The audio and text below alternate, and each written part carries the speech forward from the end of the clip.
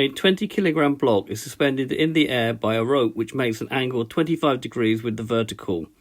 The block is held in place by a string which is horizontal. A. Calculate the tension in the rope. B. Calculate the tension in the string.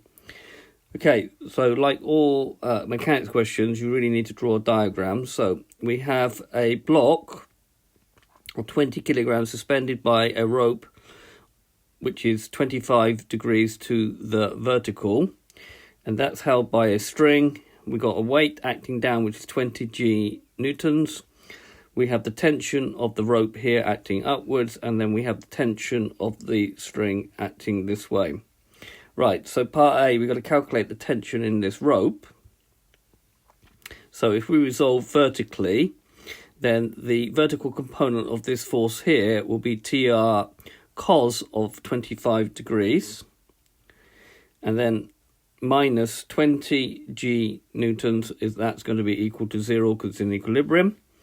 Rearranging that, we're going to get TR cos 25 is equal to 20 G, and therefore TR will be 216.26, which is 216 newtons to 3 significant figures. But we'll keep that one because we're going to use it in the next part of the question.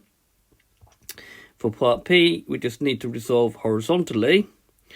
So we've got TS minus the horizontal component of this force, which is going to be TR sine 25. And that's going to be equal to 0.